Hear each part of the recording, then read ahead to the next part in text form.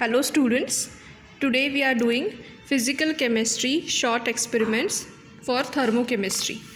For today, the aim of our practical is to determine the enthalpy of neutralization of a strong acid and a strong base.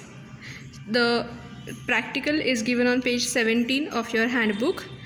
For this practical, we need the apparatus, a polythene bottle with a stopper, a thermometer which has a least count of 0.1 degree Celsius, and 0.5 molar NaOH solution, 0.5 molar HCl solution, and a 100 ml measuring cylinder.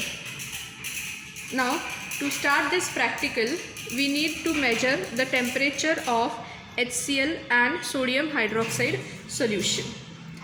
According to the observation table, first we are supposed to measure the temperature of HCl, for which I will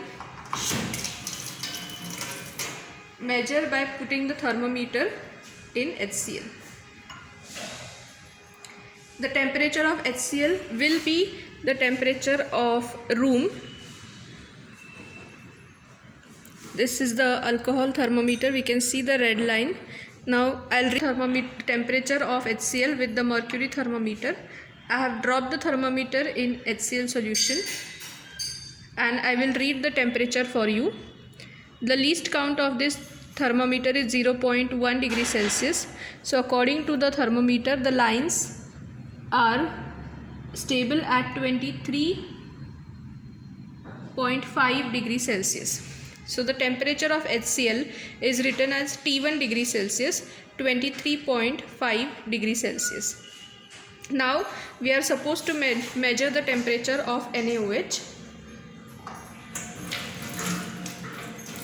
We are not going to mix the solution, so I have washed it. Now I am going to drop the thermometer in NaOH solution. Again the thermometer will show me the room temperature as the temperature of NaOH. So it is 23.5 degrees Celsius temperature of NaOH, which I am going to record as T2 degrees Celsius. So the mean of these two mean temperature of these two will be 23.5 plus 23.5 divided by 2, that will be 23.5, which is to be recorded in the observation table. Now after this we are going to add 100 ml of NaOH solution in the polythene bottle. So we are going to add the acid to the base. This is a reaction of neutralization of sodium hydroxide. While the hydrochloric acid is going to neutralize the sodium hydroxide, there will be changes in the heat that will be called as enthalpy of neutralization. So with the help of thermometer, with the help of measuring cylinder, I am going to take 100 ml NaOH solution,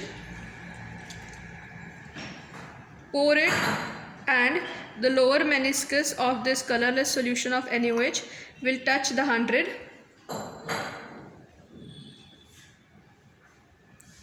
Then pour the NaOH solution in the clean polythene bottle. After this, we are going to add HCl solution to NaOH so that neutralization takes place.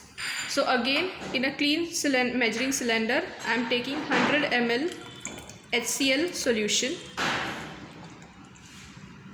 Since again it is a colorless solution, the lower meniscus of the solution will touch the mark of 100.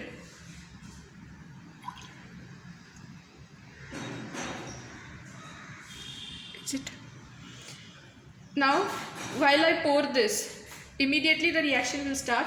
So immediately I am going to cork it and put this thermometer inside the cork so that I can measure the temperature. So I am pouring HCl, that is acid, into base. Polythene bottle is an insulating material, so it is going to not allow the heat come out. I have corked the bottle and I have put the thermometer inside. I will shake the bottle and the temperature in the thermometer will rise. it's a very minute change, so I'll read it for you. The temperature has rose above 26, the mercury is between 6 and 8, it is up to 8 now. So the temperature of the mixture, which I am going to note it down as T4 degrees Celsius, is 28 degrees Celsius.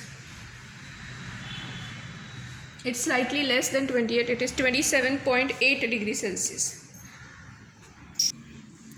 Now we will note down the temperatures in the observation table as initial temperature of HCl T1 is equal to 23.5.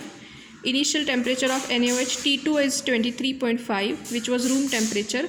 Average of these two temperatures T3 is 23.5 by adding and dividing by 2. Then after adding the two solutions into each other, temperature of this particular mixture is 27.8. Hence the rise in temperature of the solution delta T is calculated as T4 minus T3, which I got as 4.3 degrees Celsius.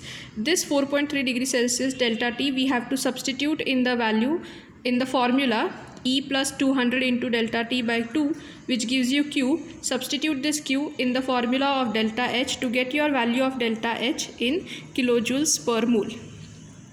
The E will stand for water equivalent of polythene bottle, which we are supposed to take it as 0.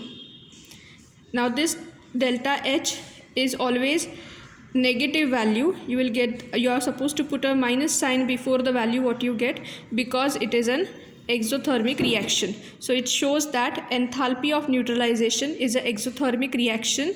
Heat is evolved during this process of neutralization. Thank you.